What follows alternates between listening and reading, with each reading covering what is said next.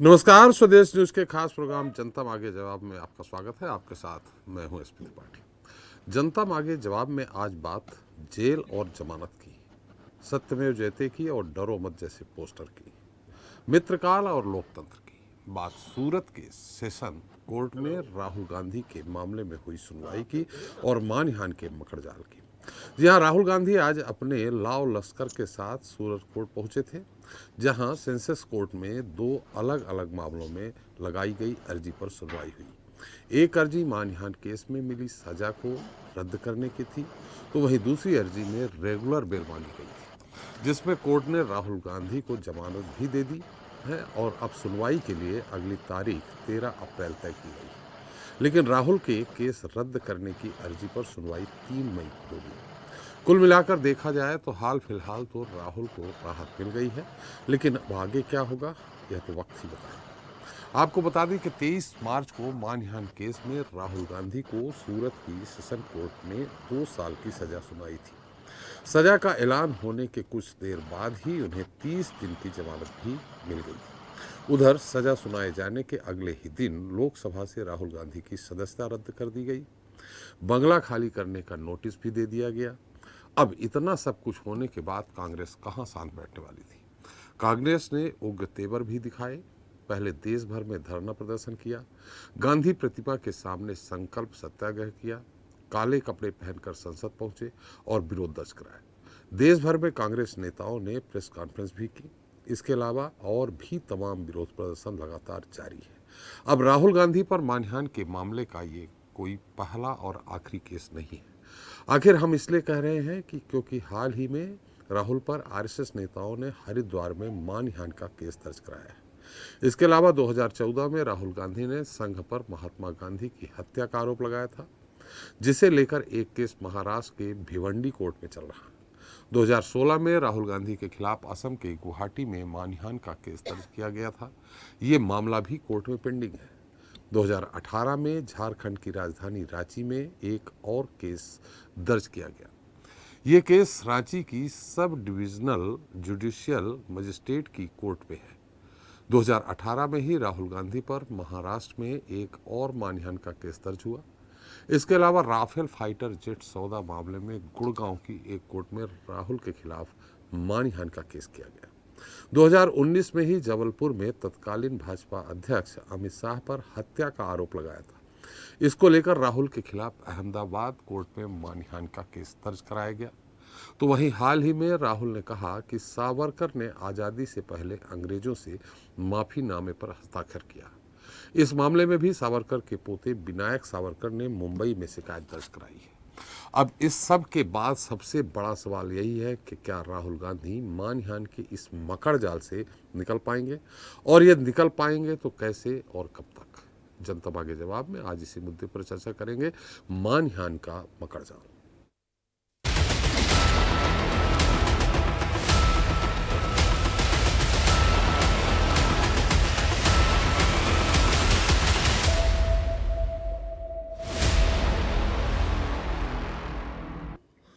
तो सूरत कोर्ट में राहुल गांधी को 2 साल की सजा सुनाई गई, संसद से सदस्यता गई, बंगला खाली करने का नोटिस मिला।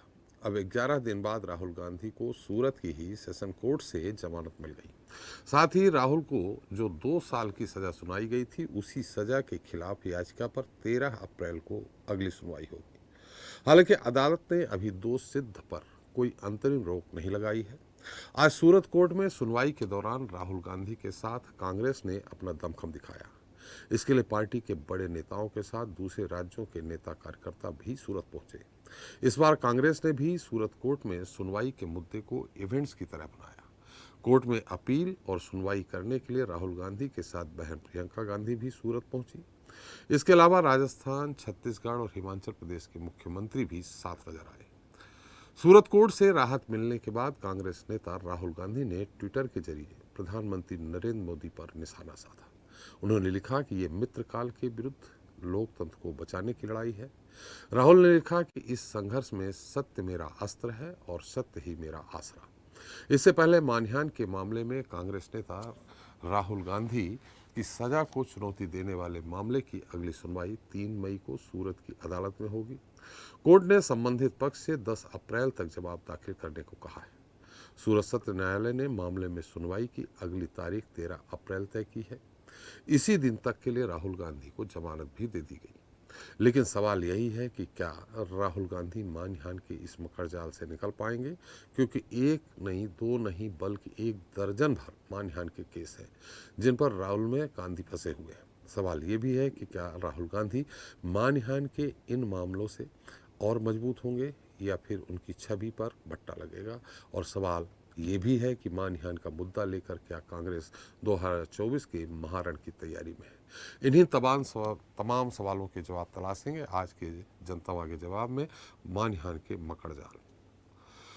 तो इस मुद्दे पर चर्चा करने के लिए हमारे साथ मौजूद हैं भाजपा से प्रवक्ता हैं वीरेंद्र बब्बर जी, कांग्रेस प्रवक्ता है पवन शर्मा जी, सपा के प्रवक्ता हैं विवेक पांडे जी, आम आदमी पार्टी से प्रवक्ता सैयद मोहम्मद तकी जी हैं और स्वदेश न्यूज़ के managing director editor RP Srivastava ji हैं। आप सभी का हमारे इस खास कार्यक्रम में बहुत बहुत स्वागत है। विवेक पांडे जी, मेरी आवाज आ पा रही है आपको? विवेक जी, मेरी आवाज आ रही है आपको? जी बिल्कुल आ रही है मुझे। विवेक जी, अभी हम आपको सपा प्रवक्ता के रूप में नहीं, आप एक एडवोकेट हैं, इसलिए मैं आपसे पूछना चाह रहा हूं कि जब उनको 30 दिन के लिए जमानत पहले ही दे दी गई थी, तो फिर इस सुनवाई में 13 अप्रैल तक के लिए जो जमानत दी गई है, उस क्या अंतर है? ये देखिए, पहले तो पूरे मंच पे उपस्थित सभी पैनलिस्टों को बहुत बहुत धन्यवाद देता हूं जी, और अपनी बातों को अनुमोदन के साथ अभिव्यक्त करूंगा। बिल्कुल एक आपने जो सवाल पूछा है, कोर्टें जब जमानत देती है तो सशर्त देती है। देखिए जी, उन शर्तों का मतलब ये होता है, जमानत का मतलब ये नहीं होता है कि आप दोष मुक्त कर दिए गए हैं। हाँ, एक सशर्त, एक सीमित बंधन के साथ आपको समाज में रहने की आजादी मात्र होती है। बस इसको, इस तथ्य को इस तरह से समझिए। आईपीसी की सेक्शन 500, सेक्शन 500 में मानहानि के बारे में उल्लेखित किया गया है, जिसमें कि यदि कोई व्यक्ति किसी की मानहानि करता है तो उसको सामान्य कारावास, जिसकी अवधि 2 साल तक होगी, और जुर्माना दोनों से ही दंडित किया जा सकता है। ये प्रावधान है जी। लेकिन अब कोर्टों ने जिस तरीके से इनको बेल दी है, जो सशर्त जमानत दी गई है, उसमें किन गुण दोष के आधार पर जमानत दी गई है, ये तो देखिए वाद और वाद पत्र देखने से स्पष्ट हो पाएगा। लेकिन एक सवाल जरूर है कि अगर हम राजनीतिक तथ्यों को इस तरह से मानहानि के आईपीसी सेक्शन 500 के दायरे में लाने लगे, तो मुझे लगता है कि ये भारत के लोकतांत्रिक अभिव्यक्ति के लिए बड़ा दुखद काल होगा। क्योंकि मानहानि एक शब्द है। मानहानि की पहले उल्लेखित विवरण को स्पष्ट करना चाहूंगा। मानहानि कोई ऐसा कृत्य जो मेरी नजर में, जो मैं समझ पाया हूं, जिससे आपकी सामाजिक प्रतिष्ठा को आघात पहुंचे, जिससे आपकी पारिवारिक प्रतिष्ठा को आघात पहुंचे, जिससे आपकी सामाजिक छवि धूमिल हो रही हो, जिससे कि कोई ऐसा कृत्य जिसके कारण समाज में आपका रहना मुश्किल हो जाए, भाई आपके सम्मान को चोट पहुंचाना। लेकिन यहाँ पे जिस तरह से राजनीतिक तथ्यों के आधार पर द्वेषपूर्ण भाव से मानहानि का एक अस्त्र और उसको शस्त्र बनाकर उपयोग किया जा रहा है, अगर ये शस्त्र और अस्त्र दूसरे उपयोग करने लगे तो मुझे लगता है उपयोग करने वाले भी जेल में ही दिखाई देंगे। इसी तरह वो आए दिन बेल लेते चलेंगे। तो मुझे लगता है राजनीतिक बातों को और आईपीसी की गंभीर धाराओं में जो एक महीन लकीर का अंतर है, उसका शिष्टाचार से कोई राजनीतिक दल जो अनुसरण नहीं कर पा रहा, उसको पहले अनुसरण करने की आवश्यकता है। भाई इलेक्शन कमीशन का दायित्व है कि राजनीतिक दलों पे नियंत्रण रखे और कहीं ना कहीं उनके लिए नए प्रावधान सृजित करे, ऑर्डिनेंस लाए, नए कानून बनाए जाए। राजनीतिक दलों की मनमानियों पे लेकिन रोक लगना आवश्यक है। भाषा का स्तर जिस तरह से गिर रहा है, मुझे लगता है इससे भारत की छवि अच्छी नहीं हो रही है, धूमिल हो रही है। और न्यायपालिका देखिए कहीं ना कहीं अपना कार्य कर रही है। न्यायपालिका तथ्यों पे, एविडेंस पे और जो उसको सबूत मिलेंगे उसके आधार पे फैसले देती है। वहां पे भावनाओं का कोई स्थान नहीं होता है। जी बिल्कुल नहीं होता। लेकिन विवेक जी, मेरी आवाज आ रही है आपको? जी जी बिल्कुल आ रही है। विवेक जी, मैंने आपसे जो सवाल किया था कि यानी 30 दिन के लिए जो उनको जमानत दी गई थी, या 30 दिन का समय दिया गया था कि आप अपनी अगली कार्रवाई के लिए जा सकते हैं? देखिए 30 दिन का जो समय उनको दिया गया था, कोर्ट ने ये जरूर कहा होगा कि 30 दिन में वो चाहें तो आगे अपील कर सकते हैं जी। अब वो किन गुण दोष के आधार पे उनको जमानत दी गई है और उसको एग्जैक्टली, क्योंकि उस निर्णय को मैंने पूरी तरह से पढ़ा नहीं है जी, लेकिन जो निर्णय आया है, अगर उनको 30 दिन का समय दिया गया तो मुझे लगता है कि राहुल जी को 30 दिन में कानूनी सहायता या कानूनी प्रक्रिया का अनुपालन करना चाहिए। क्योंकि कहीं ना कहीं 30 दिन की समयावधि लिमिटेशन खत्म हो जाएगी, तो उसके बाद ऐसा ना हो कि उनकी जमानत को भी निरस्त कर दिया जाए। तो ये कहीं ना कहीं, क्योंकि ऐसा प्रतीत होता है कि 30 दिन का समय है उनके पास, वो अपीलीय अथॉरिटी के पास जा करके अपनी जमानत को सशर्त ले सकते हैं, पूरी तरीके से जमानत ले सकते हैं। जी। लेकिन जो आपने बताया ये कंडीशनल जमानत दी गई है, कंडीशनल जमानत का मतलब यह है कि कोर्ट ने कहीं ना कहीं इसमें लिमिटेशन पुटअप कर दी है। जी। 30 दिन में अगर वो सशर्त जमानत मिले थे तो उनकी जमानत हो सकता है अपने आप निरस्त हो जाए। नहीं, 13 अप्रैल मुकर्रर की गई है ना, अभी 13 हाँ, अप्रैल तो मैं वही कह तक रहा हूँ, उनको फिर से जो 13 उनको- अप्रैल को उपस्थित जो होना। उनको मियाद दी गई है, उस मियाद में अगर वो जा करके अपनी जमानत नहीं कराते हैं अपीलीय अथॉरिटी से, या 482 या 226 जो भी उनके पास कानूनी विकल्प है, क्वेश्चनिंग में चले जाएं, चाहे वो 226 में एफआईआर क्वेश करवा लें, संवैधानिक इनहेरेंट पावर है हाईकोर्ट के पास। लेकिन अगर वो नहीं करते तो मुझे लगता है कहीं ना कहीं इसमें लिमिटेशन का प्रावधान दिया गया है। 30 दिन में उनकी जमानत हो सकता है निरस्त कर दी जाए और उसके बाद फिर उनको कानूनी प्रक्रिया झेलनी पड़ सकती है इस तरीके से। चलिए बब्बर साहब, मेरी आवाज आ रही है आपको? सर मैं अभी आपको सुनना शुरू हुआ सर, इससे पहले नहीं आ रही थी जी, अब आ रही? जी। हाँ अभी मैं सुन पा रहा हूँ आपको सर। जी बब्बर साहब, बंगला खाली कराने का नोटिस दे दिया, सदस्यता चली गई, 2 साल की सजा भी हो गई। उसके बाद अगर वो सूरत कोर्ट पहुंचते हैं राहुल जी और उनके समर्थक साथ में पहुंचते हैं, तो इसमें नाटक की क्या बात है? आप लोगों ने उन पे आरोप लगाया कि वो वहाँ ऊधम करने जा रहे हैं, वहाँ हंगामा खड़ा करने जा रहे हैं। क्या वो न्यायालय भी नहीं जाएं, क्या सीधे जेल चले जाएं? किसने किसने कहा कि वो वहां हंगामा करने जा रहे हैं? ये आपके प्रवक्ताओं ने कहा, उनके बाकायदे उनके स्टेटमेंट हैं कि वहाँ हंगामा करने जा रहे हैं। हमारा तो केवल इतना कहना है कि जो काम राहुल जी आज से 11 दिन 12 दिन पहले कर सकते थे, जी उस काम करने के लिए, देखिए ऐसा नहीं है कि इस प्रकार का निर्णय पहली बार आया। जी ऐसे निर्णय पहले भी आए, जहां तक मेरी जानकारी है लगभग 17 सांसदों को इससे पहले ऐसे अफसरों का सामना करना पड़ा और उसमें बड़े बड़े नाम भी थे, लालू यादव जी भी थे, जयललिता जी जैसे नाम भी थे उसके अंदर। एनसीपी सांसद ने तो अभी अभी आपके सामने अपनी जो उनको सजा मिली थी उसको सजा को बदलवाया, ऊपर भी कोर्ट में जाकर के अपील की। जी परंतु इससे पहले तो लोकतंत्र खतरे में नहीं पड़ा, इससे पहले तो कभी किसी ने काले कपड़े नहीं डाले। और इस प्रकार से जो जो संदेश दिया जा रहा है देश की जनता को, इनके सांसद चैनल के ऊपर आकर के कहते हैं कि गांधी परिवार के लिए कानून अलग होना चाहिए। गांधी परिवार को जब सजा देने की बात आती है तो जज साहब को जो है उसके अंदर दूसरी कैटेगरी के अंदर जाकर के उनको सजा देनी चाहिए, क्योंकि वो गांधी परिवार से संबंधित हैं। क्या आप बताइए, जिस लड़ाई को हम सारी जिंदगी लड़ते रहे भारतीय जनता पार्टी जनसंघ के समय से कि एक देश में 2 निदान 2 संविधान 2 विधान नहीं चलेंगे, और उनका ये कहना है कि एक देश के अंदर 2 कानून लागू कीजिए। भाई कानून लागू, कानून तो सबके लिए एक सा रहेगा ना सर। जब लालू यादव जी को सजा हुई तब तो ऐसा बवाल नहीं उठा, जयललिता जी को सजा हुई तब तो ऐसा बवाल नहीं उठा। और रही सही कसर पूरी कर दी राहुल गांधी जी ने, जो बयान दिया उन्होंने कि मैं गांधी हूं, माफी नहीं मांगूंगा, सावरकर नहीं हूं। जी अरे भाई, अगर आप वास्तव में गांधी जी हैं, मैं कहता हूं सावरकर तो आप हो नहीं सकते, क्योंकि सावरकर जी ने जिस प्रकार से अपना बलिदान दिया वो इतिहास में लिखा है। परंतु मैं कहना चाहता हूं, सुधारना चाहता हूं कि आप गांधी जी नहीं है। इससे पहले एक अवसर पर अंग्रेजों के शासनकाल में, मैं ध्यान दिलाना चाहता हूं कि अंग्रेजों के शासनकाल में इसी प्रकार से एक बार गांधी जी को सजा हुई थी।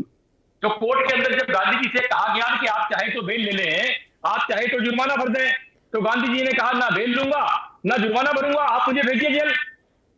तो अगर आप गांधी जी होते तो आप भाई बेल नहीं लेते ना, बेल क्यों लिया आपने? ना तो आप सावरकर जी रहे, सावरकर जी तो आप बन नहीं सकते। गांधी जी के पत्तीरों पे आप चले नहीं। गांधी जी को इस प्रकार की जब परिस्थितियों का सामना करना पड़ा तो गांधी जी ने तो जेल जाना मंजूर किया और वो जेल गए, ना उन्होंने जुर्माना भरा ना उन्होंने बेल लिया, और अंग्रेजों को मजबूर होकर के उनको छोड़ना पड़ा, बरी करना पड़ा। और जहां तक मेरी जानकारी अगर ठीक है तो 15,000 रुपए का मुचलका भर करके उस समय ये वहां से निकल करके आए थे जी, कोर्ट के अंदर से बेल लेकर के। सवाल ये है, एक बात को समझना होगा, जिस प्रकार से हम बात करते हैं, नहीं, आप क्या चाहते हैं कि जेल चले जाएं, कोर्ट में भी नहीं जाएं? सर मेरा तो ये कहना है, कानूनी प्रक्रिया का पालन करते हुए, कानूनी प्रक्रिया का सम्मान करते हुए, किसी व्यक्ति ने आपके खिलाफ रिट लगाई, आपने कुछ गलत किया, आपने कहा सारे मोदी का नाम चोर क्यों, एक मोदी साहब कोर्ट में चले गए, कोर्ट ने आपको बुला लिया, कोर्ट ने आपको अवसर दिया, उस व्यक्ति ने भी अवसर दिया कि यदि आप मोदी समाज से, हमारे समाज से, ओबीसी वर्ग से माफी मांग लें तो मैं इस याचिका को वापस ले लूंगा। उन्होंने वहां भी यही कहा, माफी नहीं मांगूंगा।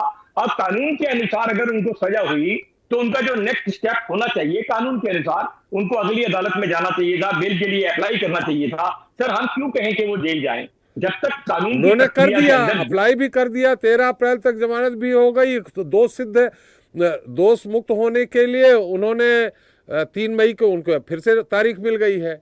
इसमें हंगामा ठीक है। कहाँ कर दिया उनने? आपने इतना भी नहीं करेंगे, आपने उनको बंगला चटबंगनी पट ब्याह बंगला खाली कराने का 1 महीने का नोटिस दे दिया, दूसरे दिन ही सदस्यता, हो सकता है कि कोर्ट के कागजात भी नहीं पहुंचे हो उसके पहले सदस्यता रद्द कर दी। मैं आपको बताऊं, ये तो कोर्ट में सांसद अयोग्य हो गए साबित, उसके बाद कोर्ट ने सजा दी। मैं आपको बताना चाहता हूं, हिंदुस्तान की आजादी के हीरो रहे लौह पुरुष सरदार वल्लभ भाई पटेल जी की बेटी मणिबन पटेल 1980 में चुनाव हार गई थी। चुनाव हारते ही उनका बंगला खाली करवा लिया गया था। जी वो भी पटेल बेटी थी। जी कानून को तो अपना काम करना है। और देखिए, कानून की प्रक्रिया के अंदर ये जो प्रस्ताव आया, ये जो प्रस्ताव पास किया गया, ये यूपीए के शासनकाल में किया गया। यूपीए के शासनकाल में ये सब चीजें तय हुई। यूपीए के शासनकाल में एक प्रस्ताव और लाया कि इसे 2 साल से बढ़ाकर 5 साल कर दिया जाए। उसी प्रस्ताव को संसद के अंदर इन्हीं श्रीमान राहुल गांधी जी ने फाड़ के फेंक दिया। अब जो प्रस्ताव है और जो कानून है, कानून के अनुसार जो कानून में लिखा गया है कि जिस समय से आप अयोग्य सांसद घोषित होते हैं, उस समय से जब तक कि अगले कानून का ऑर्डर ना आ जाए, उस सजा पर रोक ना लग जाए, तब तक के लिए आपको तुरंत जो है सांसदों की सभी सुविधाएं आपको स्वयं सरेंडर कर देनी चाहिए, और अगर नहीं करे तो ले लेनी चाहिए। इसमें ऐसा कौन सा काम हुआ जो पहली बार राहुल गांधी जी के साथ अलग से हुआ? कानून तो सबके लिए देखिए एक सा रहा है, एक सा रहना चाहिए। आपने सरेंडर करने का उनको मौका कहाँ दिया? दूसरे दिन, तीसरे दिन, चौथे दिन सरेंडर करते आपने मौका ही नहीं दिया। आपने सभी खुद ही कार्रवाई तुरंत कर दी। ना, मैं आपकी जानकारी को दुरुस्त करना चाहूंगा जी। उनको नोटिस दिया गया कि इतने दिन में खाली कर दीजिए। नहीं, सदस्यता की बात कर रहे हैं हम, सदस्यता की बात कर रहे हैं। सर, सदस्यता जब वो अयोग्य साबित हो गए तो उसके बाद आपके ख्याल से क्या करना चाहिए था, आप बता दीजिए। नहीं, अगर वो अयोग्य साबित हो गए तो क्या उनको वो बंगला खाली करने के लिए नहीं कहना चाहिए था? क्योंकि वो गांधी जी हैं, गांधी जी के परिवार से संबंधित है। उनके तो आप देखिए ना, एक बात समझिए। देखिए, जो मीडिया है वो लोकतंत्र का चौथा स्तंभ है। आपके सवाल बिल्कुल जायज हैं, मैं तो आपसे राय मांग रहा हूं, आप बता दीजिए ना, जब वो अयोग्य हो गए तो उसके बाद क्या करना? इंतजार करते, उनको महीने भर का 30 दिन का कोर्ट ने भी समय दिया था, 30 दिन का आप भी समय देते, वो अगली कार्रवाई क्या करते खुद, तब आप कहने के अधिकारी थे। कोर्ट ने, मैं सम्मान के साथ कहना चाहता हूं आपसे, कोर्ट ने समय दिया था 30 दिन का, तो ये तीसरे दिन ही अप्लाई करेंगे क्या? कल भी अप्लाई कर सकते थे, परसों भी कर सकते थे, तरसों भी कर सकते थे, उससे पहले भी कर सकते थे। और अगर बंगला खाली करने का नोटिस दिया गया तो ये भी तो नहीं कहा गया ना कि 24 घंटे में बंगला खाली कर दीजिए। उसके लिए भी तो समय दिया गया ना कि निश्चित समय तक आप खाली कर दीजिए। सामान्य तौर पे 6 महीने तक समय दे दिया जाता है। सर, सामान्य तौर पे 6 महीने का समय उनको दिया जाता है जिनका सांसद का टर्म खत्म हो जाता है। पीरियड खत्म होने के बाद यदि वो सांसद नहीं रहते या यदि वो चुनाव हार जाते हैं तो 6 महीने का उनको समय दिया जाता है कि आपको अब इतना किराया इसका देना पड़ेगा। बंगले के हिसाब से, उसकी कैटेगरी के हिसाब से उनको किराया देना पड़ता है, और 6 महीने का उनको समय दिया जाता है जी। पर ये तो अयोग्य साबित हुए ना था, इनका सांसद का टर्म कोई खत्म थोड़ी हुआ अभी। चलिए, इस पे मैं सवाल नहीं करूंगा। और कितने ऐसे बंगले लोगों को अलाट हैं, ये पवन जी बताएंगे। पवन जी, सवाल आप तो निश्चित तौर पे बब्बर साहब को आप बताएंगे कि और कितने इस तरह बंगले अलाट हैं जो अयोग्य हैं या बंगला पाने के पात्र नहीं हैं, उनके कौन है वो आप बताएंगे। लेकिन एक सवाल हमारा आपसे है, अगर कानूनी प्रक्रिया में जा रहे थे तो राहुल जी अकेले या 2-3-4 लोगों को, तीनों राज्यों के मुख्यमंत्रियों को बुला करके ये शक्ति प्रदर्शन है क्या? एक तरफ राहुल जी लिख रहे हैं, ट्वीट कर रहे हैं कि हमारा अस्त्र है, और दूसरी तरफ ये अस्त्र का प्रयोग कर रहे हैं, सत्य मेरा अस्त्र है।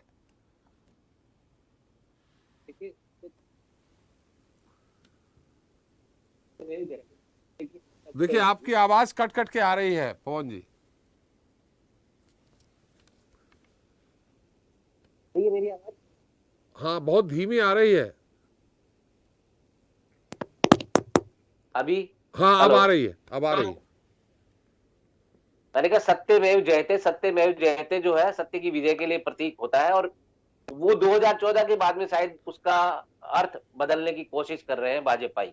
जी रही बात ये कि भी जो हमारे साथी मदान साहब ने बोला है, बब्बर साहब ने, कि राहुल गांधी जी गांधी है नहीं है, वो सावरकर नहीं हो सकते। ये मैं खुद कह रहा हूं कि वो सावरकर नहीं हो सकती, जी क्योंकि सावरकर जो है वो हर कांग्रेसी नहीं होता। सावरकर सिर्फ आरएसएस वाले या भाजपा ही हो सकते हैं, क्योंकि जो माफी मांगने का अधिकार है वो उन्हीं के पास है। जी गांधियों के पास माफी मांगने का अधिकार नहीं है। रही बात, उन्होंने कहा कि उन्होंने फिर वो अदालत में उन्होंने जमानत क्यों, भाई जमानत एक अधिकार है। अगर उनका अधिकार अगर कोई आप छीनना चाहते हो छीन लीजिए। कोशिश आपकी वही हो रही है कि उनका अधिकार भी छीन लिया जाए, कि वो कोर्ट में भी ना जाए। मतलब समझ में ये नहीं आता इन भाजपाइयों का कि अगर वो कोर्ट में नहीं जाए तो इनके पेट में दर्द, अगर वो कोर्ट चले गए तो इनके पेट में दर्द। अब समझ में ये रह कि वो जिए तो जिए कैसे। वो कहते जाए तो जाए कहां। भाई आपके हिसाब से जीना पड़ेगा क्या उनको। देखिए, जो अधिकार इस लोकतंत्र ने दिया है उस अधिकार का वो प्रयोग करेंगे।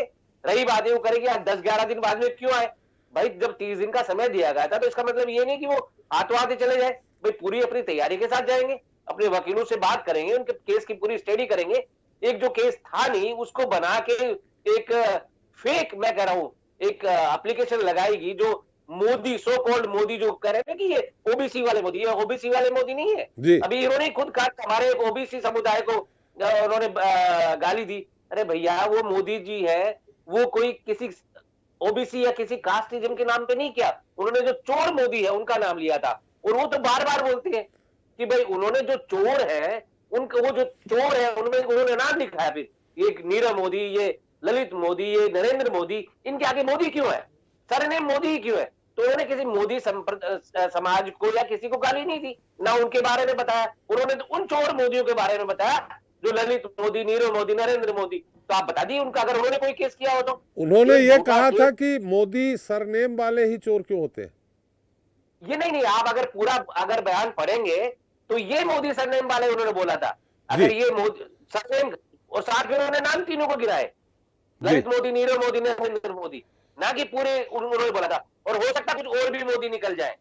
तो देखिए ये केस बनता ही नहीं था, उस केस को बनाया गया और झूठे उनको। अब आज की डेट में एक ही केस नहीं है, पता नहीं कहां कहां ये आरएसएस वाले और भाजपा वाले उनके खिलाफ केस लगा रखे हैं। और सारे केस खोलेंगे क्योंकि राहुल गांधी जनता की आवाज है और उस आवाज को ये दबाने का प्रयास कर रहे हैं। ये जो आवाज अब निकल गई है, ये आवाज दबने वाली नहीं है। ये जन जन की आवाज हो गई है। ये आवाज इनके अधिकारों को, जो जनता के अधिकार छीनने का प्रयास किया जा रहा है, वो आवाज अब जनता की इनके कानों में सुनाई देने लग गई है। इस वजह से इनके जो कान है खुल गए हैं। तो अब सोच रहे हैं कि इनसे बचा कैसे जाए। तो बस राहुल गांधी जी के उलूल जुलूल, गांधी जी के ऊपर उलूल जुलूल। हमने आपसे सवाल किया, शक्ति प्रदर्शन करने गए थे क्या तीनों राज्यों के मुख्यमंत्रियों को बुला के इनने आरोप लगाया है। मैं आ रहा हूं विवेक जी आपके पास। भाजपा ने आरोप लगाया है कि अदालत पे दबाव डालने के लिए शक्ति प्रदर्शन किया गया।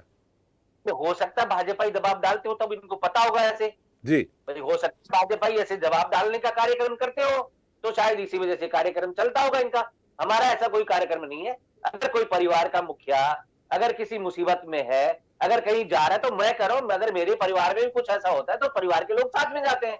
तो ये कांग्रेस परिवार है, एक राजनीतिक दल है। राजनीतिक दल के एक चुनाव के माहौल में उन्होंने कार्यक्रम, जो बात कही गई है, तो पूरी कांग्रेस का जिम्मेदारी बनती है कि उनके साथ में कंधा से कंधा मिला के खड़ा हो, जिससे कि उनको भी अपनी एक होता है ना कि सॉलिडेरिटी मिलती है। तो वो काम कांग्रेस के नेताओं ने किया है, किसी के बुलाने के लिए नहीं आए हैं। वो सब अपना अधिकार समझ के वहां पहुंचे हैं।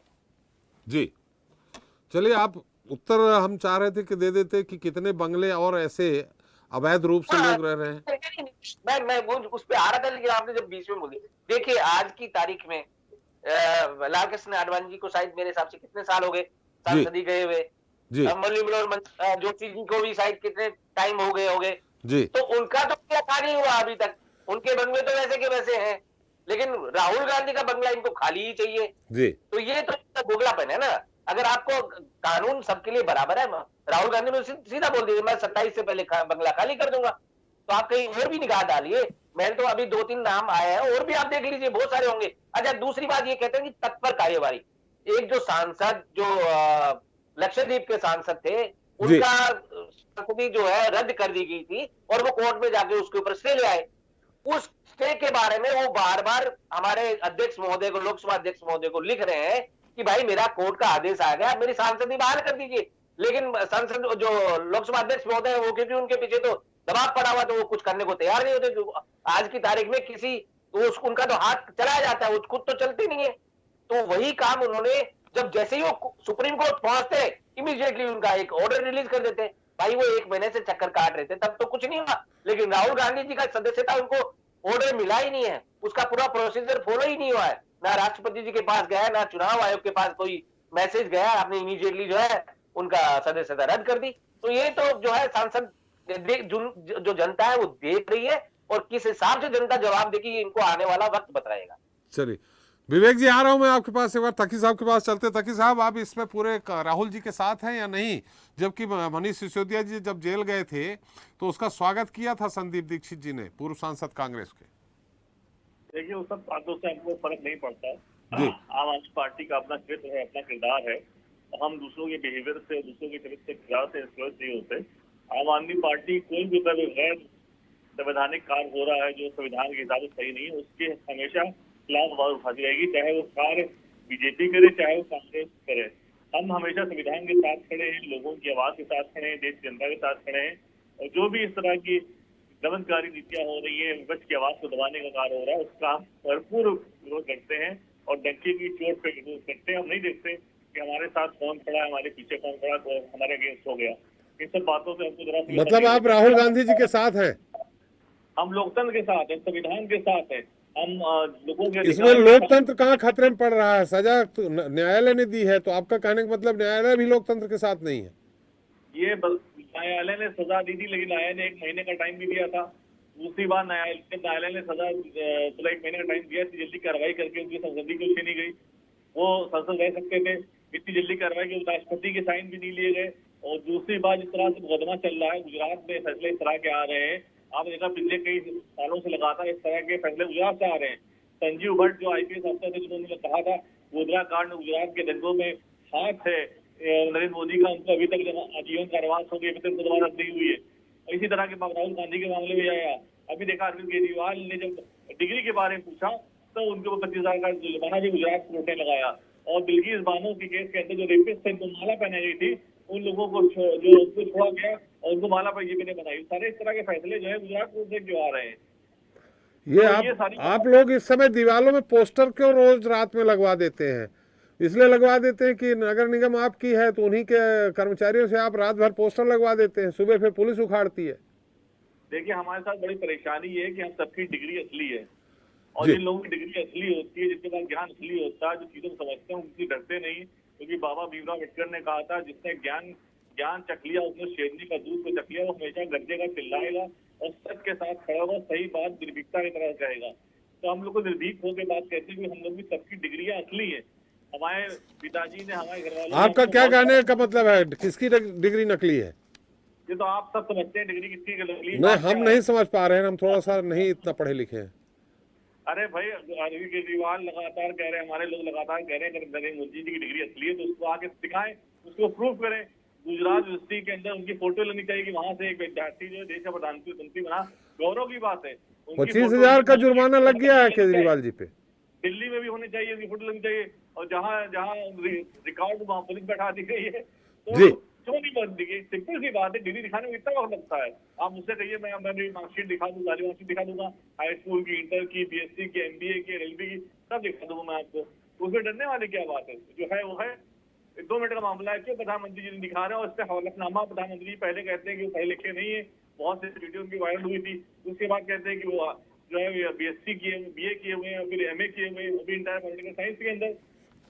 तो दिखाएं क्या? चलिए, ऐसा कुछ है क्या कि प्रधानमंत्री वही बन सकता है जो ग्रेजुएट हो, पोस्ट ग्रेजुएट हो या 12वीं पास हो? ऐसा कोई है क्या नियम में, संविधान में? नहीं, ऐसा कोई नियम नहीं है। हर व्यक्ति का सम्मान है, लेकिन जब व्यक्ति जितना पढ़ा लिखा है, उतना कहे उतना पढ़ा लिखा है। क्या जबरदस्ती है कि अपने आप को ज्यादा एजुकेटेड बताने की? ज्यादा एजुकेटेड नहीं है तो हिम्मत रखिए कहने की। द्रौपदी राष्ट्रपति मुर्मू जी हैं, वो भी आदिवासी से आई, उन्होंने इस तरह से शिक्षा ग्रहण किया, उनका भी सम्मान हो रहा है।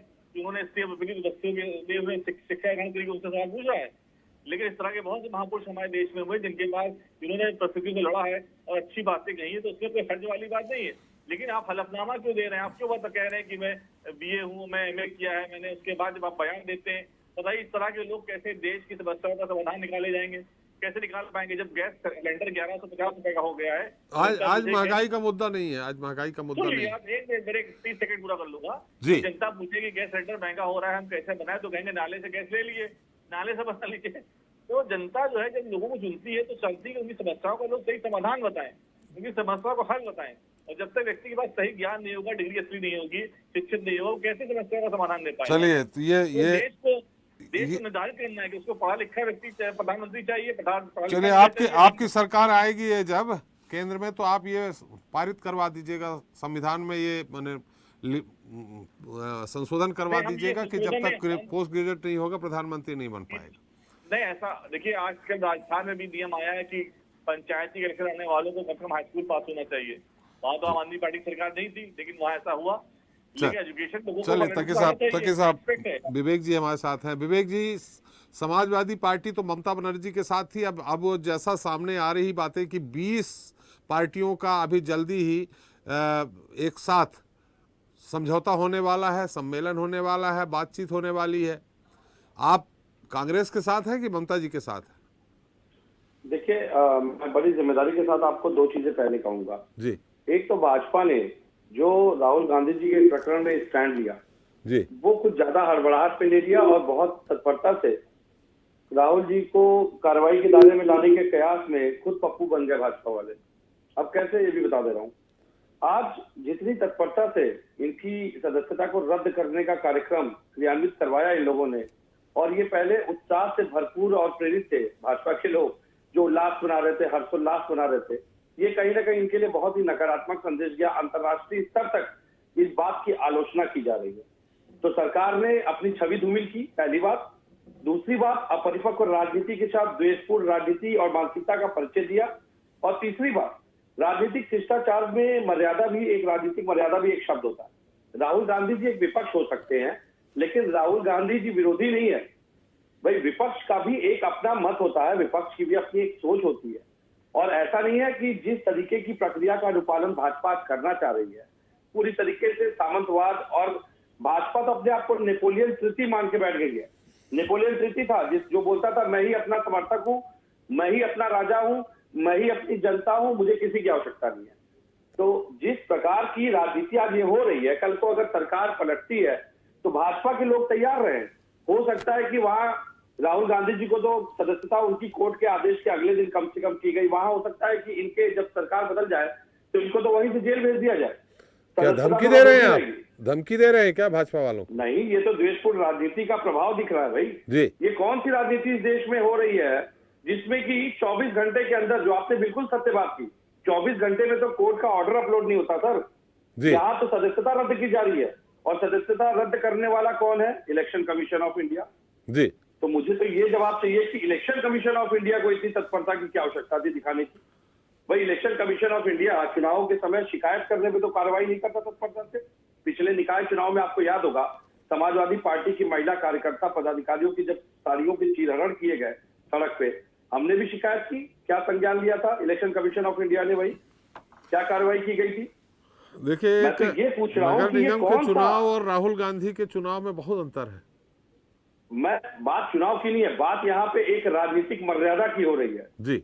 यहाँ पे राजनीतिक मर्यादा को तार तार किया जा रहा है। अच्छा, चलिए मानहानि पे आ जाते हैं फिर से। विषय जो था आज का जी, अभी जो विषय की बात है, जिस प्रकार की टिप्पणियां भाजपा के नेताओं ने महिलाओं के प्रति की, क्या उसको आप मानहानि मानते हैं या नहीं मानते हैं? किसके खिलाफ? करोड़ों की गर्लफ्रेंड, कांग्रेस की विधवा जैसे शब्दों का संबोधन क्या महिला सम्मान है या महिला शक्ति का अपमान है?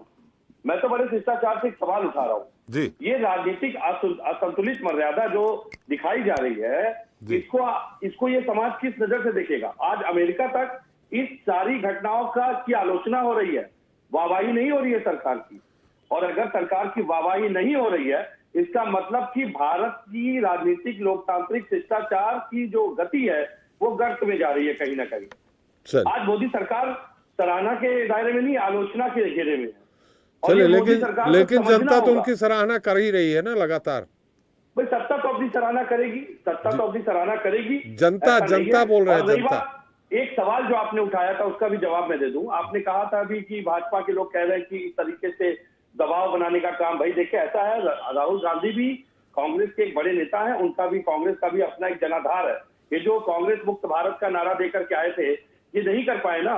कांग्रेस मुक्त नहीं हो सकता है भारत जी। उसका कारण है, भाई आपके समर्थक है तो आपके आलोचक भी हैं।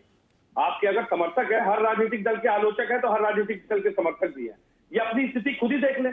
कांग्रेस को मिटाने की गर्त में ये कितने निकृष्ट राजनीतिक गतिविधियों में लिप्त होते जा रहे हैं, कितनी आलोचनाएं अंतर्राष्ट्रीय स्तर पे करवा रहे हैं, ये अपनी दुर्गति देखने। चले, अंतर्राष्ट्रीय स्तर पे किसने आलोचना की है, किस बड़े नेता ने की है, किस देश के प्रधानमंत्री ने कर दी है, ये हम आपसे जानना चाहेंगे श्रीवास्तव जी। मैंने तो कल एक ट्वीट का स्क्रीनशॉट देखा जिसमें कि मुझे लगता है यूएस के पूर्व प्रेसिडेंट ने भी आलोचना कर दी कि भारत में विपक्ष के नेताओं को जेल भेजने की कवायद में लगी है मोदी सरकार। मैं आपको स्क्रीनशॉट भेज दूंगा। चलिए, सबसे बड़ी बात है, हम उत्तर जानना चाह रहे थे, आपने दे दिया। संसद में खड़े होकर के वहां पे एक इंडियन सांसद भारत में मोदी सरकार की आलोचना कर रही है। उस वीडियो का लिंक मैं आपको भेज दूंगा। चलिए, हम जनता को बताना चाह रहे थे आपके माध्यम से। श्रीवास्तव जी, आपके इस पूरे मुद्दे पे एक टिप्पणी चाहिए, फिर एक बार फिर बब्बर साहब के पास चलें। जी देखिए त्रिपाठी जी, जो आज आपने देखा होगा कि सूरत में राहुल गांधी जी जा कर के अपना जो है बेल एप्लीकेशन अप्लाई किए, सज़ा के ख़िलाफ़ उन्होंने आवेदन दिया अपीलेट कोर्ट में। एक बात जो यहाँ समझ में आई है पूरी चीज़ों को समझने के बाद, कि निश्चित रूप से जो सज़ा सुनाई गई है उसके बाद उनकी सदस्यता जा सकती है, ये कानून में है, तो सदस्यता तो चली गई। लेकिन दूसरे दिन जो है मकान खाली करने का नोटिस दिया गया, जो उस सज़ा के दायरे में नहीं आता है। वो बिल्कुल शिष्टाचार के दायरे में आता है कि आदमी को ज़रूरत, इस तरह के बहुत सारे सांसद हैं जो पूर्व हो चुके हैं, बहुत सारे लोग हैं जिनको 6-6 महीने, साल बाद 6-6 साल तक के बंगले अलाट किए गए हैं। तो ये जो जल्दबाजी में भारतीय जनता पार्टी या सत्ता पक्ष ने जो किया है बंगला खाली कराने का, ये थोड़ा सा सोचने वाली बात है। दूसरी बात यह है कि राहुल गांधी पर इस तरह के, देखिए कितने मामले दर्ज कराए गए हैं, लगभग 1 दर्जन के आसपास हैं। हर जगह उनको बेल करानी पड़ेगी। अगर सज़ा सुनाई जाती है तो सब जगह पर कितनी सज़ा हो जाएगी। ये सारी चीज़ों का अगर आप आकलन करें तो हमारे सबके समझ में आना चाहिए कि राजनीति में इस तरह की बोल चुनावों के समय बहुत सारे होते रहते हैं, एक दूसरे पर आरोप प्रत्यारोप होते रहते हैं। अगर इस तरह से मानहानि के केसेस दर्ज होते रहें तो हमको लगता है सारे दलों के ऊपर दर्ज हो जाएंगे। अब ये बात अलग है कि थोड़ा भारतीय जनता पार्टी सिंसियर है कि मानहानि का मामला दर्ज कराने में, बहुत सारे जगहों पर अन्य लोग जो मामला दर्ज करा रहे, लेकिन बहुत सारी बयान ऐसे भी आ चुके हैं सत्ता पक्ष के द्वारा, भारतीय जनता पार्टी के नेताओं के द्वारा, जिन पर कि लोग कोर्ट में जा सकते हैं। शायद ये लोग नहीं गए, इनको भी जाना चाहिए अगर ऐसी कोई स्थिति है। अब रही बात ये कि वर्तमान में जो केसेज इन पर चल रहे हैं, राहुल गांधी निश्चित रूप से कई जगहों पर, अगर मैक्सिमम सज़ा 2 साल की है और इस तरह से होती रही तो निश्चित रूप से उनको एक परेशानी खड़ी हो सकती है। क्या है, राहुल गांधी इस तरह का जो मकड़जाल तैयार हो रहा है विपक्ष के नेता के ऊपर, तो ये लोकतंत्र के लिए हम खतरा तो नहीं कहेंगे, लेकिन लोकतंत्र में इस तरह की अगर कवायद होती है तो हमें लगता है आने वाले समय में नेताओं को, सभी दलों के नेताओं को अपने बिगड़े बोल को सुधारना होगा, नहीं तो सबके साथ इसी तरह की चुनौतियाँ होंगी। जी बब्बर साहब, पवन जी ने कहा है लाल कृष्ण आडवाणी और मुरली मनोहर जोशी के बंगले के बारे में, हम आपसे उत्तर जानना चाहेंगे। साथ में विनोद पांडे जी ने यह बात भी उठाई है कि महिलाओं के सम्मान में कितना आप लोगों ने इतनी बढ़िया प्रतिक्रिया दी है कि विधवा, कांग्रेस की विधवा, इटली की गुड़िया, बहुत सारी दी है आप लोगों ने। क्या वो सम्मानित थे, मर्यादित थे? देखिए, मैं सबके सवालों का, सबने जो बात कही, मैं सबके सवालों का जवाब देना चाहूंगा। जी, सबसे पहले मेरे एक आदरणीय प्रवक्ता ने कहा कि चुनाव आयोग ने नोटिस दे दिया।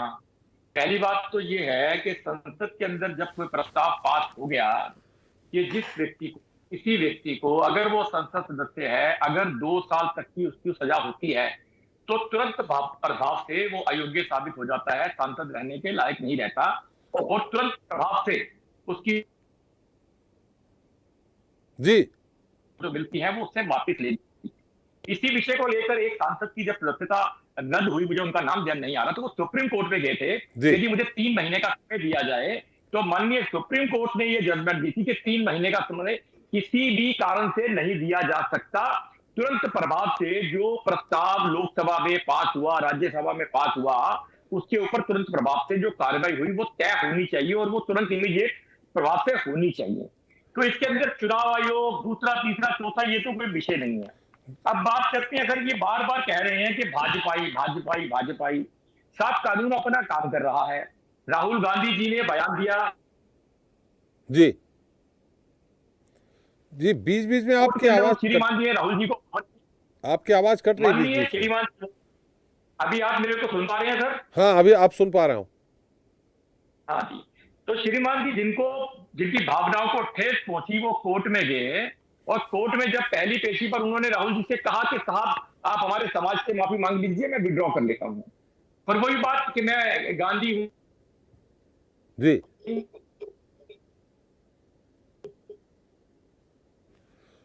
बब्बर साहब माफी नहीं मांगते, तो मैं उनके संज्ञान में आता हूं कि राफेल मामले पर सुप्रीम कोर्ट के अंदर माननीय राहुल गांधी जी माफी मांग करके, लिखित में माफी मांग करके, हल्फनामा दे करके माफी मांग करके वहां से निकल के आए हैं। ऐसा नहीं है कि राहुल गांधी जी ने या कांग्रेस के लोगों ने कभी माफी नहीं मांगी। चौकीदार चोर है राफेल मुद्दे पर जो उन्होंने देश के प्रधानमंत्री के प्रति शब्दों का इस्तेमाल किया था, वो सुप्रीम कोर्ट में लिखित के हल्फनामा देकर के माफी मांग के आए हैं साहब। बब्बर साहब, के ऊपर करके बब्बर साहब मेरे सवाल का उत्तर ये नहीं हुआ। बब्बर साहब मैंने पूछा, बब्बर साहब जी, पवन जी आ रहा हूँ। बब्बर साहब मैंने पूछा आडवाणी जी और अटल जी किस बंगले में रहते हैं? माफ करिएगा, आडवाणी जी और मुरली मनोहर जोशी जी।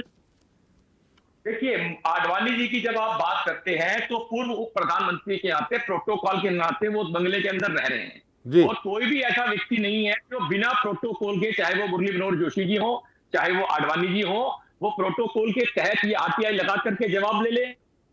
कौन सा प्रोटोकॉल है, थोड़ा जानना चाहेंगे हमारी जनता।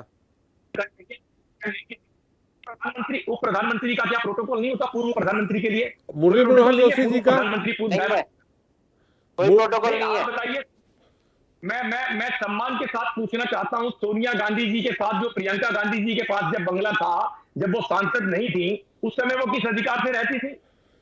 देखिए, मेरी बात को पहले जिन लोगों ने जो सवाल किए उनका जवाब दे देने दीजिए, फिर मैं आपकी सारी बात। जी, आपकी आवाज कट रही है बब्बर साहब। कि हमारी 7वीं डिग्रियां, जी सर, ये आपकी तरफ से ही कोई प्रॉब्लम है? जी, आम आदमी पार्टी के प्रवक्ता ने कहा कि हमारी डिग्रियां सारी असली हैं। ये बिल्कुल ठीक कहा इन्होंने। केजरीवाल जी दिल्ली के मुख्यमंत्री चैनल पर आकर के बोले थे कि मैंने जितेंद्र तोमर की एक एक डिग्री देख ली है, वो सारी डिग्रियां असली हैं। मैं IRS हूं, बहुत पढ़ा लिखा समझदार हूं, अगर इसमें से एक भी डिग्री नकली हुई तो मैं इस्तीफा दे दूंगा। जी, उसके बाद हमारे TMC के प्रवक्ता कह रहे थे कि राहुल जी कोई देशद्रोही, मैं देशद्रोही नहीं कह रहा हूं उनके ऊपर, कि किसी प्रकार का कोई आरोप नहीं लगा रहा, परंतु जिस प्रकार से वो तारीफ कर रहे थे, मुझे बताइए किसी भी विपक्ष के नेता ने जिस प्रकार से राहुल जी ने ब्रिटेन में जाकर के बयान दिया कि हिंदुस्तान में लोकतंत्र। बब्बर साहब कुछ प्रॉब्लम है तकनीक, उन्होंने निवेदन किया जी, तो अब क्या कर सकता हूं सर, प्रॉब्लम तो आपकी तरफ से ही है सर। अब पता नहीं क्या सैटेलाइट में कहाँ प्रॉब्लम है, तकनीकी कारणों से बीच बीच में आपकी आवाज रुक जा रही है। खैर, आपने कहा प्रोटोकॉल के तहत आडवाणी जी और मुरली मनोहर जोशी जी अपने बंगलों में रह रहे हैं। सोनिया जी जब सांसद नहीं थी वहां थी। सर एक मिनट, जी, बड़ी महत्वपूर्ण बात के ऊपर आता हूं जी। मोदी जी की डिग्रियों के ऊपर बार बार क्वेश्चन मार्क उठाया जा रहा है। जी, ये बार बार ये संपूर्ण विपक्ष मोदी जी की डिग्रियों को टारगेट कर रहा है। मोदी जी 3 बार CM रहे, 2 बार PM रहे, उनकी डिग्री पब्लिक डोमेन में है।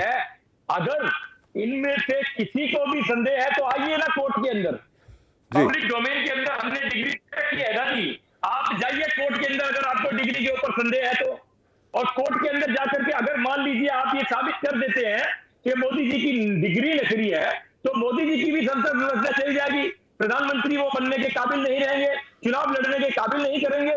ये क्यों इधर उधर की बातें करते हैं?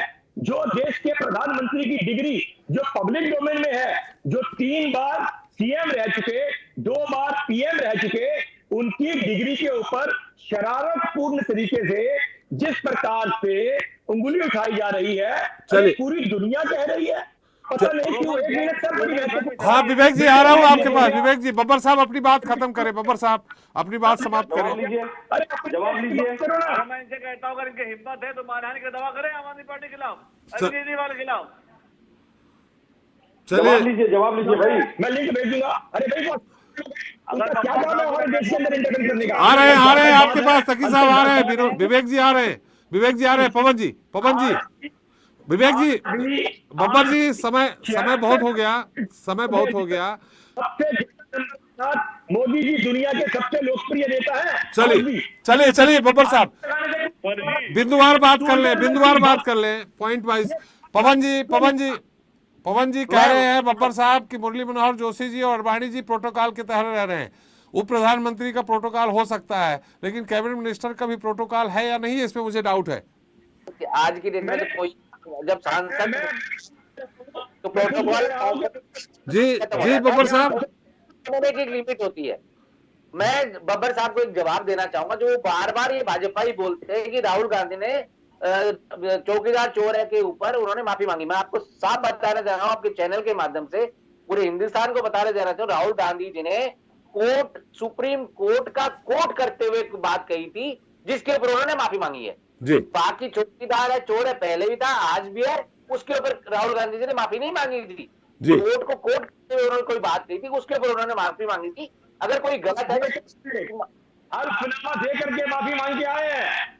तो वो हल्फनामा चौकीदार है चोर है के ऊपर नहीं किया, वो तो आज भी चोर ही है, लेकिन वो हल्फनामा वो सुप्रीम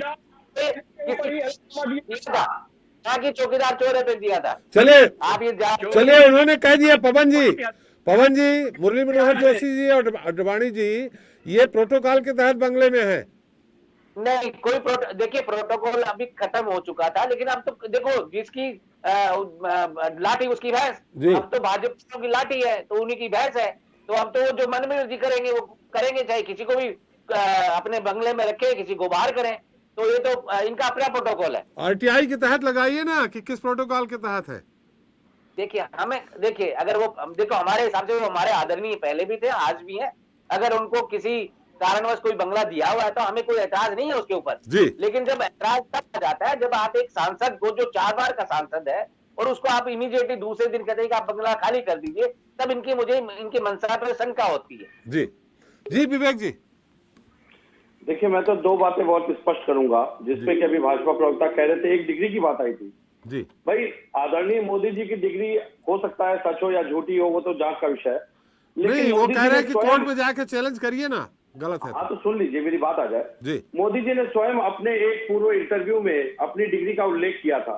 तो अब इंटरव्यू को सत्य माने कि इस कागजी डिग्री को सत्य माने, इसको पहले भाजपा स्पष्ट कर दे, क्योंकि वो मोदी जी का अक्स तो बैठा नहीं था जिसने पूर्व में एक मुख्यमंत्री रहते हुए इंटरव्यू दिया था, और शायद उस इंटरव्यू की वजह से आज मोदी जी कोई इंटरव्यू नहीं देते होंगे, ये भी बात एक जाहिर है। दूसरी बात करूंगा मैं, आज जिस तरीके से बात दावों की हो रही है, मेरे सवाल का जवाब नहीं दिया। महिलाओं की बात उठी तो भाजपा प्रवक्ता कन्नी काट गए, गोल गोल घुमाते रहे, लेकिन अपना सच नहीं साबित कर पाए। तो मुझे लगता है देखिए राहुल जी भी एक जनाधार उनका है। राहुल जी आज अगर कोर्ट गए, आज अखिलेश जी भी अगर कहीं जाते हैं तो जनाधार है, मोदी जी भी जाएंगे तो जनाधार होगा। मुझे समझ में नहीं आता भाजपा ये जो दोहरी राजनीतिक एजेंडे को लागू करने या दिखाने का प्रयास करती है, अपने बगले क्यों नहीं झांकती भाई। सबसे बड़ी बात यह है कि जिस तरीके की राजनीति आज भारत में भाजपा करने का प्रयास कर रही है, गुजरात मॉडल की बात होती है। इस देश के सबसे ज्यादा भगौड़े जो हैं, जो बैंकों का पैसा लेके भागे, उनमें आप प्रतिशत निकाल लीजिए ना, गुजरात मॉडल का सब सामने आ जाएगा। सबसे ज्यादा भगौड़े कहां से बिलोंग करते हैं, जरा यही बताते हैं भाजपा प्रवक्ता हमारे। नहीं, जो राज्य में अपराधी, ये बात अलग हो गई विवेक जी। देखिए अपराधी होता है वो किस राज्य का, किस देश का है, इसका कोई आकलन नहीं होता। राहुल जी को जिस तरह से भाजपा दिखाने का प्रयास कर रही है, जिस तरह से राजनीतिक पूर्वाग्रह साधने का प्रयास कर रही है, ये भारतीय राजनीति के लिए अक्षम्य है और बहुत ही निकृष्ट मानसिकता की राजनीति इस समय भाजपा कर रही है। चलिए तकी साहब, बब्बर साहब ने चुनौती दी है, कोर्ट में जाके प्रूफ करिए ना। आप ये क्यों कह रहे हैं कि मानहानि का दावा करें आप लोगों पे, आप ही कर दीजिए ना प्रूफ। अगर इनको कॉन्फिडेंट है कि प्रधानमंत्री की डिग्री असली, तो हम लोग गलत बोल रहे हैं, तो मानहानि का दावा करें। नहीं तो आप ही कोर्ट में आप चले जाइए ना कि डिग्री दिखाएं। मानहानि का दावा कर रहे हैं राहुल गांधी के ऊपर, उन्होंने मानहानि का दावा किया कि उन्होंने बयान गलत दे दिया, सारे मोदी जो है गुजरात से होते, सारे मोदी चोर के होते हैं। तो ऐसे आम आदमी पार्टी और अरविंद केजरीवाल तो खुले तौर पर कह रहे हैं इनकी डिग्री असली नहीं है प्रधानमंत्री जी की, ये मानहानि का दावा करें हिम्मत इनके अंदर। ये कर नहीं पाएंगे, स्टैंड नहीं कर पाएंगे वहां के ऊपर, क्योंकि डिग्री है ही नहीं, फर्जी डिग्री है। आप बताइए रोमन जो MS वर्ड का एक कॉपीराइट उसमें टाइप की डिग्री है, उसमें यूनिवर्सिटी लिखा हुआ है, यूनिवर्सिटी की जगह। तो इनको बस, और इंटायर पॉलिटिकल साइंस के अंदर, इंटायर पॉलिटिकल साइंस को सब्जेक्ट होता है। और जहां जहां दिल्ली यूनिवर्सिटी के अंदर ऐसे का डिग्री ली है इन्होंने एमए की, तो वहां तो डिक्लेयर करना चाहिए कि प्रधानमंत्री हमारी यूनिवर्सिटी से पढ़े हुए, सम्मान की बात है सारी यूनिवर्सिटी के लिए। ये गुजरात यूनिवर्सिटी के लिए और दिल्ली यूनिवर्सिटी के लिए सम्मान की बात है कि वहां से निकल के व्यक्ति प्रधानमंत्री बना देश का। तो वो तो डिग्री सार्वजनिक करनी चाहिए, लोगों को दिखानी चाहिए कि देखिए यहाँ की डिग्री है ये तो उस यूनिवर्सिटी को करना चाहिए, उसमें भाजपा क्या करेगी? अरे तो भाजपा जो है वहाँ डिग्री दिखानी नहीं दे रही है। इस सॉन्ग जहाँ रिकॉर्ड रूम पुलिस लगा दी गई है, लोग जा नहीं सकते, तो इतने डर क्यों, इतना भय क्यों है? और जब आपने भी कहा था कि किसी व्यक्ति अगर पढ़ा लिखा नहीं है तो उसके संवैधानिक अधिकार तकरीबन उतने जितने पढ़े लिखे व्यक्ति के हैं, लेकिन वो अगर कह रहा है कि पढ़ा लिखा हूँ, झूठ क्यों बोल रहा है फिर वो? या उसको पता है कि पढ़ा लिखा ना होना अपमान की बात है, वो खुद समझ रहा है इस बात को। तो जो समझ रहा है इस बात को, जो कह रहा है कि मैं पढ़ा लिखा नहीं हूँ, एजुकेटेड नहीं हूँ, मेरी ज्यादा शिक्षा नहीं हुई, बहुत सारे वीडियो प्रधानमंत्री जी के अलग अलग समय में रिलीज हुए हैं, इसमें वो खुद कह रहे हैं मैं पढ़ा लिखा नहीं हूँ, मेरी कोई स्कूल में बहुत बड़ी शिक्षा नहीं हुई है, मैं कॉलेज वॉलेज नहीं गया हूँ, मैंने ऐसे ही पढ़ा, ऐसे ही सीखा है लोगों से। तो जब वो खुद कह रहे हैं उसके बाद चलिए तो उत्तर ले लेते हैं ना बब्बर साहब से। बब्बर साहब थोड़ा संक्षेप में अपने स्टेटमेंट में क्यों नहीं रहे वो? चलिए बब्बर साहब की जांच कराएं, अदानी की जांच कराएं। तकी साहब ये कह रहे हैं कि आप लोग हम वो खुलेआम कह रहे हैं, तो मानहानि का प्रकरण इन पे भी दर्ज कराइए ना बब्बर साहब। के पहले ये आप तो मानहानि का प्रकरण इन पे भी दर्ज कराइए ना आप मुझे सुन पा रहे हैं? हाँ सुन पा रहा हूँ, हेलो, सुन पा रहा हूँ। गीता के पहले अध्याय, जी गीता के पहले अध्याय में लिखा है गलत सोच ही जीवन की एकमात्र समस्या है, और दूसरे अध्याय में लिखा है सही ज्ञान ही इन सभी समस्याओं का अंत है। अभी जिस प्रकार से मेरे मित्र कह रहे हैं, मैंने क्या कहा आपको, मैं पढ़ा लिखा हूं, मैं चुनाव लड़ा, मैंने पब्लिक डोमेन में डाल दिया कि मेरी ये एजुकेशन है। मेरे सामने जो व्यक्ति चुनाव लड़ा, वो व्यक्ति चुनाव हार गया, वो जाए ना मेरे खिलाफ कोर्ट के अंदर कि इसने गलत जानकारी दी है, मैं क्यों जाऊं?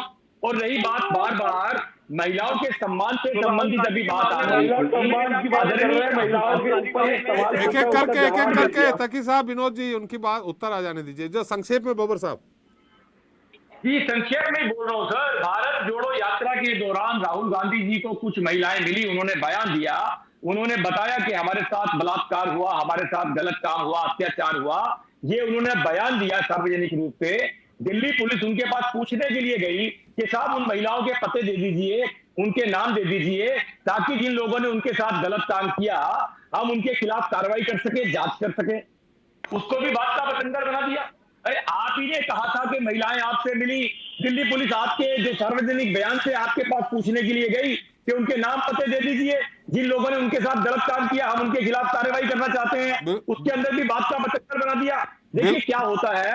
बिल्कुल बिल्कुल बब्बर साहब, जब राहुल जी से शिकायत महिलाओं ने की है तो उनके नाम पते वगैरह सब उनको डायरी में नोट करना चाहिए था, मतलब बिल्कुल करना चाहिए थे। ये छोटी बात नहीं है, किसी महिला के साथ अगर बलात्कार होता है और वो देश की सबसे बड़ी राजनीतिक पार्टी के सबसे बड़े नेताओं में से माने जाने वाले किसी एक नेता को अपनी समस्या बताती है, तो उनको तो तुरंत किसी जगह खड़े होकर के संबंधित अधिकारियों को फोन करना चाहिए था कि जहां आओ, इसके साथ ये गलत काम हुआ है और उसके ऊपर कार्रवाई करो। चलिए सुन करके लिख करके आपके अंदर आ गए।